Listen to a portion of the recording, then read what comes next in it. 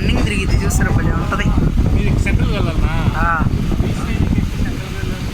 ఏంటి బీచ్ ఏమో సెంట్రల్ అని చెప్పారు. సెంట్రల్కి ఇంకా 15 కిలోమీటర్లు ఉందన్నారు. చూద్దాం వెళ్తే సెంట్రల్ ఇది ఇక్కడ దిగాల. ఇది బీచ్ లేదు అది